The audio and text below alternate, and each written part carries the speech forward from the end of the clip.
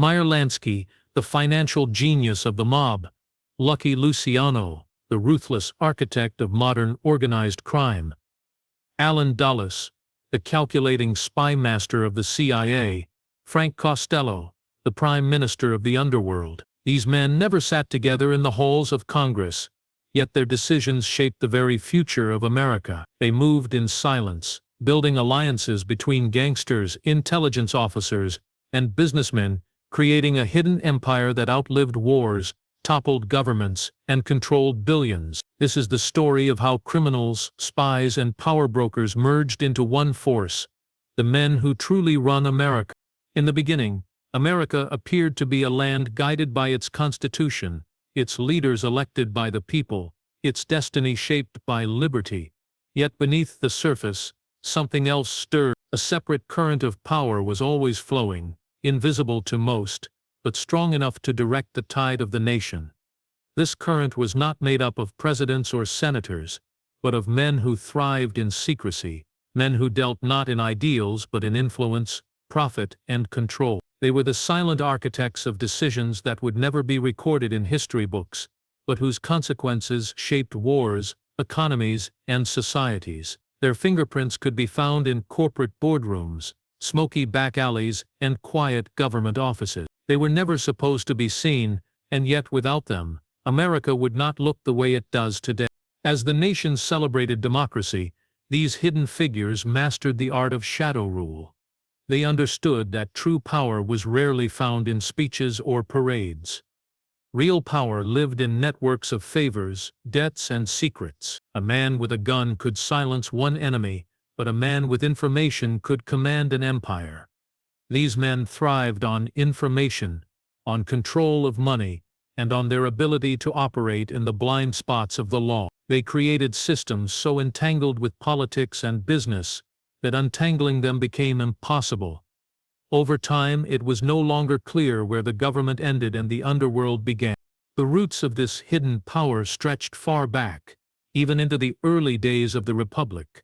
Wealthy merchants, corrupt officials, and criminal gangs found common cause in protecting their interests. When Prohibition came, the system only deepened. Liquor was illegal, but the thirst for it was unstoppable.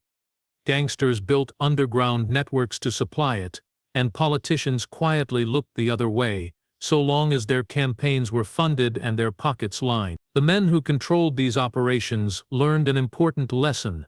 The law was not a barrier, it was an opportunity.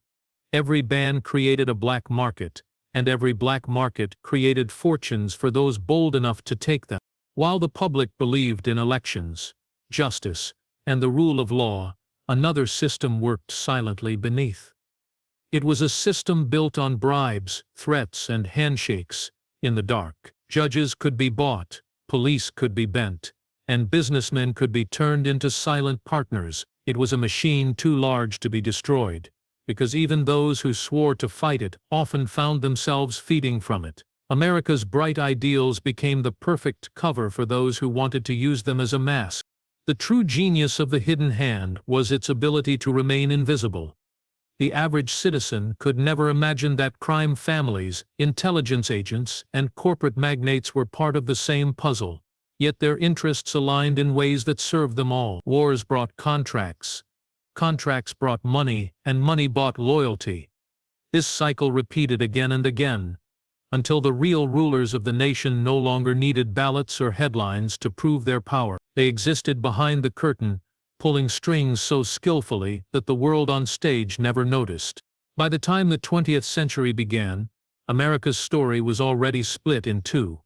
The one taught in classrooms of presidents and freedom, and the one whispered about of backroom deals, mobsters with government ties, and secret networks of wealth. It was a story no one was supposed to tell, because to tell it was to reveal that the land of liberty was also the land of shadows, and in those shadows, the men who ran America had already taken their seats.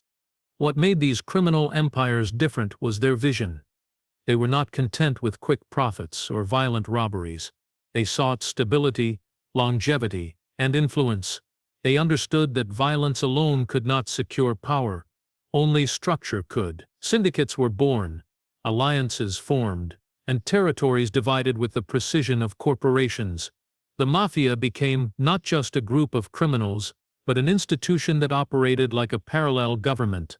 It had its own rules, codes, and methods of enforcement. And like any government, it needed relationships with those in authority to survive. Politicians quickly realized that fighting these new powers outright was nearly impossible. Police could raid speakeasies, but there were too many. Judges could issue rulings, but witnesses disappeared or changed their stories. And so deals began to happen. Campaign envelopes swelled with gangster money, promises were exchanged behind closed doors, and the law bent just enough to let the machine keep turning. The men who smuggled liquor were no longer just criminals, they were financiers, sponsors, and kingmakers. They could decide who rose to power in city halls, state legislatures, and eventually even in Washington. As money poured in, crime families diversified. They moved into unions, construction, trucking, and real estate. Each industry gave them more control over daily life and more leverage over government contracts. A dock strike could paralyze trade. A rigged bid could determine who built entire neighborhoods. Every decision added another layer of influence, another string to pull when needed. In this way, organized crime wove itself into the fabric of the nation, no longer just tolerated, but depended upon by the very people sworn to fight it. By the 1930s, the mob had become part of the American landscape. Figures like Al Capone were only the public face, loud and notorious. The real power rested with quieter men, those who avoided the cameras, who built relationships with bankers and politicians instead of flaunting their wealth in nightclubs. These were the men who thought in decades, not days.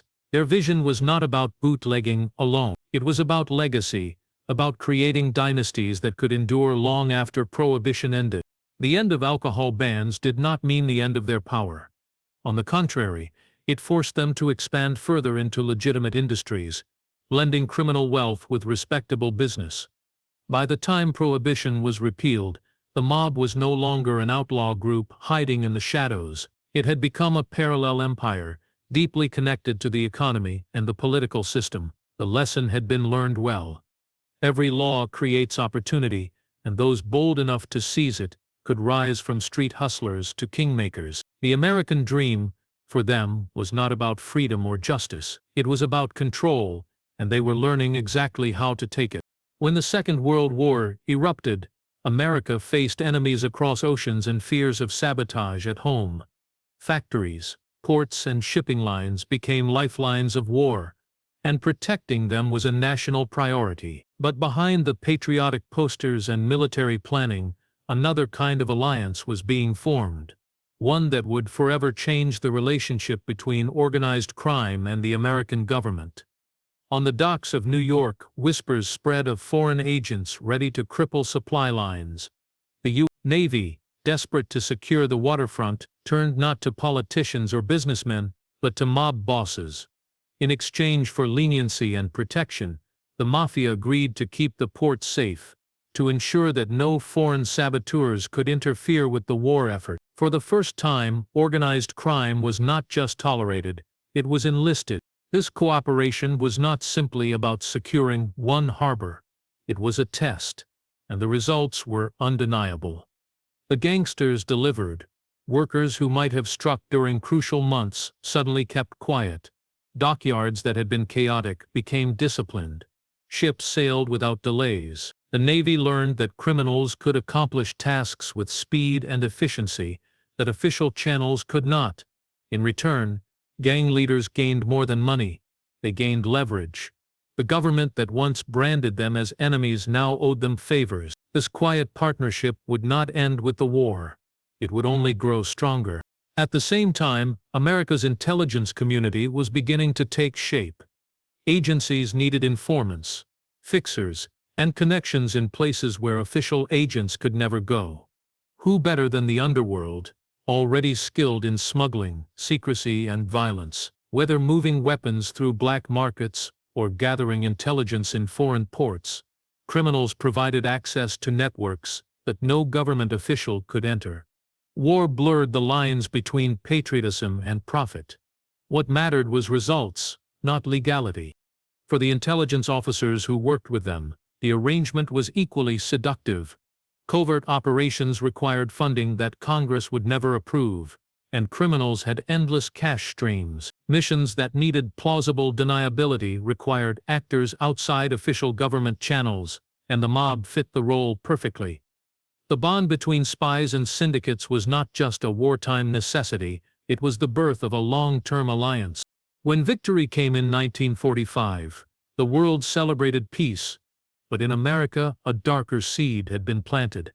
Organized crime had proven its usefulness, and the intelligence community had tasted the benefits of working with men outside the law. Once those doors had been opened, they could never truly be shut again. What began as a desperate wartime pact had transformed into a permanent web of shared interests. It was no longer clear who was using whom, the government or the mob. Together, they had learned a dangerous truth. When power is shared in the shadows, it becomes almost impossible to untangle. The war ended, but the networks it created did not disappear. Instead, they evolved into something far more powerful. With the Cold War rising, America built a new machine of secrecy, the Central Intelligence Agency. Its mission was to protect democracy from the spread of communism, but from the very beginning, its methods were not bound by law or morality. It needed funds that could not be traced, allies who could not be named, and operations that could never be acknowledged. To achieve this, the agency turned again to the world it had already tasted during the war, the hidden world of smugglers, mobsters, and shadow financiers. In the name of national security, the government's own guardians became entangled with the very criminals they once claimed to fight. The post-war years created endless opportunities for these partnerships to grow. Europe lay in ruins. Asia was reshaping itself, and secret wars were erupting across the globe. The CIA required safe houses, transport routes, and financial channels that no official system could provide. Organized crime already had all of these. Drug syndicates could move shipments across borders faster than any diplomat. Black market dealers could provide weapons without fingerprints. Corrupt bankers could wash money clean before it ever reached an agent's hands. To outsiders, these were outlaws. To intelligence officers, they were tools reliable, effective, and always willing for the right price. Every covert mission added new layers to this relationship. Coups in foreign countries, assassinations of leaders, the creation of proxy armies, all required channels of funding and logistics that could not exist in daylight. The mob became more than a partner. It became a silent arm of American power. Gangsters, once feared only in neighborhoods, now shaped the destinies of entire nations. A hidden network was forming, one that linked intelligence chiefs in Washington with mafia bosses in New York and heroin smugglers in Asia. Each player needed the others, and together they built an empire that operated above the law. The greatest danger was not just the corruption of individuals, but the merging of systems. The CIA and the Underworld began mirror each other. Both relied on secrecy, loyalty, and silence. Both thrived in places where official oversight could not reach, and both understood that information and money were more powerful than weapons. This mirrored structure allowed them to cooperate almost seamlessly. An order whispered in Washington could be carried out by criminals thousands of miles away, leaving no trace of official involvement. By the mid-1950s, the web of intelligence and organized crime was no longer temporary. It was permanent. A structure that survived changes in presidents, policies, and wars. It had grown too useful, too profitable, and too deeply embedded to ever be undone. What began as a mission to protect the nation had transformed into something else entirely, a machine of power that belonged not to the people, but to the men who could control the shadows. And in those shadows, the lines between empire and underworld had blurred until they were indistinguishable. By the 1960s, the shadow alliance that had begun in wartime secrecy found its most profitable frontier: drugs. At first, it was heroin, flooding in from the Golden Triangle of Southeast Asia. Later, cocaine surged from South America. These narcotics would devastate American cities, tearing apart families and fueling violence on the streets. But behind the chaos, the drug trade was being quietly shaped and protected by forces far above the street corner dealer. What appeared to be random criminal activity was in fact part of a hidden economy, one that connected intelligence networks, organized crime, and foreign policy into a single chain of power. This was no accident. Intelligence agencies understood the value of drug profits in financing operations that could never be traced. Cartels and syndicates were given safe passage, their rivals eliminated, their routes protected. To the public, it looked like law enforcement was waging a war on drugs. In reality, that war was carefully selective, targeting small players while leaving the larger machine untouched. Every arrest of a street dealer distracted from the fact that entire shipments were moving with silent approval. The underworld and the government had become partners in a trade that destroyed countless lives while fueling covert agendas overseas. For the mob, drugs represented the next stage of power. Bootlegging had given them a foundation, unions had given them leverage, but narcotics gave them limitless profit. With intelligence protection, they could move shipments without fear of serious interference. Banks quietly laundered billions, corporations unknowingly or knowingly absorbed drug money into their accounts, and politicians looked away. In return, the hidden alliance grew stronger, more interconnected, and more dangerous. The cost was visible in every American city. Crime rates soared, prisons filled, and entire generations were lost to addiction. Communities blamed dealers, unaware that the true architects of the epidemic sat in offices, not on street corners. The story told in newspapers was one of chaos, gangs, and moral decline. The story not told was one of deliberate design, where suffering became the price of secrecy and profit. By the 1970s, cocaine entered the scene, carried north from Colombia and later Mexico. Once again, intelligence networks and crime families found ways to exploit the trade. Governments needed deniable funding for secret wars in Latin America, and traffickers needed protection. Together, they built pipelines that turned powder into power. Every kilo that crossed the border represented not just money, but influence, an empire growing stronger beneath the surface of the nation. What began as a wartime partnership had evolved into a global narcotics machine. The so-called war on drugs was never meant to end the trade. It was meant to control it, to decide who benefited and who was sacrificed. The result was a tragedy written in broken homes and overcrowded morgues. But behind the curtain, the men who ran America grew richer, their empire now fed by addiction.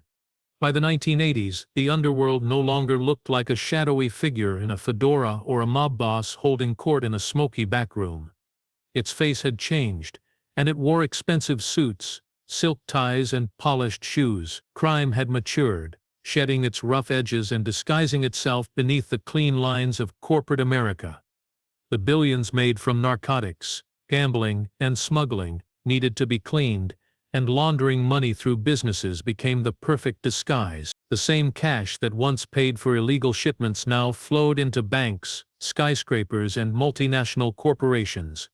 Crime families and cartels realized that real safety came not from guns or intimidation, but from legitimacy. Once the money entered the system, it became untouchable, and the men who controlled it could walk freely in boardrooms rather than alleys. Banks became the first essential partners. Financial institutions were eager for deposits, no matter their origin. Regulations were weak, oversight was minimal, and the hunger for capital made officials look the other way. Suitcases of cash crossed borders and were deposited in offshore accounts, hidden behind layers of shell companies and false identities. In many cases, bankers themselves became complicit, knowing full well the origins of the money but blinded by the fees and profits that came with it. What once would have been a scandal became standard practice, as financial systems absorbed billions in dirty money without a trace of hesitation. Real estate was the second pillar of this transformation. Towering glass buildings in major cities were not only monuments to modern capitalism, they were laundromats for the underworld. Criminal fortunes bought entire blocks of property, masking illicit gains as legitimate investment. Skyscrapers rose from foundations built on drug profits. Casinos were constructed with mob money, and luxury hotels became fronts for laundering operations. The cities that symbolized progress and prosperity often stood as silent evidence of how deeply the underworld had fused with legitimate business. By this point, crime had stopped being merely local, it had become globalized, moving through the same networks as trade and finance. Multinational corporations, some unwitting, others fully aware, became tools for laundering. Defense contractors received contracts funded by money that had originated in narcotics. Shipping companies moved both legal goods and illicit cargo along the same routes. Oil firms, mining corporations, and arms dealers all found themselves brushing shoulders with the shadow networks that funneled wealth across continents. The lines blurred until it was almost impossible to tell where business ended and crime began. This shift gave the hidden empire something it had never fully possessed before: invisibility. A gangster with a pistol could be arrested, a mobster running a casino could be indicted. But a corporate executive with clean accounts and legal paperwork was nearly untouchable. Power was now measured not in bullets but in contracts, not in street corners but in global markets. The men who had once been outlaws now sat in polished offices with government leaders respected and accepted as part of the economic elite. For the public, the illusion was perfect. News stories still portrayed organized crime as gangs fighting turf wars in the streets. What they did not see was the transformation taking place above them. The true empire no longer resembled crime at all. It had merged seamlessly with the system, wearing the mask of capitalism, and from behind that mask, the hidden network reached farther and held tighter than ever before. Every empire protects itself, and the hidden empire of crime and intelligence was no exception. By the time it had embedded itself into politics and business, secrecy became its strongest weapon. Anyone who threatened to pull back the curtain risked being silenced. Sometimes the silencing was subtle: a smear campaign, a sudden scandal, a ruined career. Other times, it was permanent, ending with a body found under mysterious circumstances. What the public saw were isolated tragedies or coincidences. What they did not see was the invisible hand removing obstacles to protect the machine. The mid-20th century became a graveyard of unanswered questions. Leaders who spoke too loudly about corruption found themselves discredited. Journalists who uncovered too much often suffered sudden accidents. Whistleblowers vanished into obscurity or ended up dead in ways investigators could never fully explain. Each event on its own seemed like a mystery. Together, they revealed a pattern. The hidden system defended itself with precision. It knew how to strike in ways that left no proof but always delivered a message. High-profile assassinations became turning points in American history, shaping the direction of the nation. Official stories often left gaping holes, fueling suspicion but rarely offering clarity. Investigations dragged on, but conclusions were murky, filled with contradictions and missing evidence. Commissions were formed, reports were written, but the truth remained buried. It was not incompetence that created the confusion, it was design. A web of cover-ups ensured that the full story never reached the public. Files were sealed, witnesses silenced, and narratives carefully controlled to protect those who had the most to lose. The hidden empire had no loyalty to ideology. It did not care about political parties or public opinion. Its loyalty was only to survival and profit. If a politician threatened its operations, he was removed, regardless of his affiliation. If a foreign leader resisted its influence, he became a target. Coups were staged under the banner of freedom, but behind them were the same interests that controlled narcotics pipelines and laundered fortunes through banks. Deaths that looked like isolated acts of violence were often threads in a larger tapestry of control. The ability to erase threats created an atmosphere of fear even among the powerful. Senators, governors, and CEOs understood that stepping too far out of line could carry consequences. Some cooperated willingly, others reluctantly, but few dared to oppose. The system thrived not only through violence, but through the chilling effect of knowing that violence could strike at any moment. Silence became the price of survival. For the average citizen, these stories were consumed as shocking headlines before fading into memory. People mourned assassinated leaders, debated conspiracies, and speculated about cover-ups. But they rarely grasped the scale of the system at work. They saw fragments of a puzzle without ever holding the full picture. And that was the intention. The true story lay hidden, protected by layers of disinformation and fear. By the late 20th century, the empire had mastered the art of erasure. It could eliminate enemies while presenting the illusion of justice, stage scandals to distract the public, and rewrite history to its advantage. The blood spilled in alleys, in hotel rooms, and on open streets was the cost of keeping the machine intact. Behind every unexplained death, every silenced witness, and every vanishing piece of evidence stood the men who understood one unbreakable rule: an empire built in shadows can only survive by ensuring the truth never comes to light. Today, the men who run America no longer need to operate in smoky backrooms or back alleys.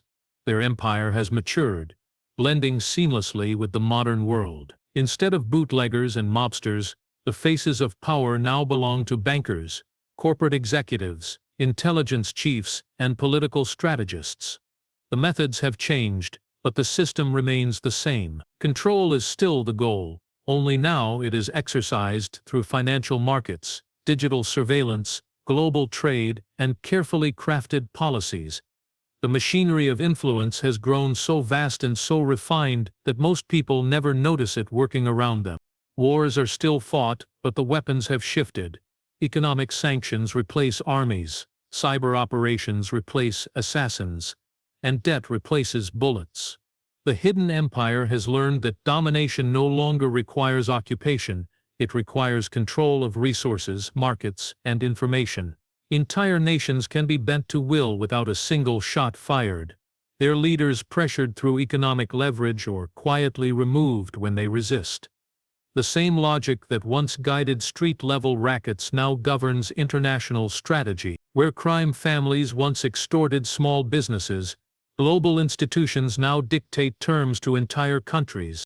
Intelligence agencies remain at the heart of this system. Their reach extends across borders, gathering not only military secrets but also financial data, corporate strategies, and private communications. Technology has become the new battlefield. Every phone call, email, and transaction leaves a trail, and those trails can be used to build profiles, predict behavior, and steer outcomes.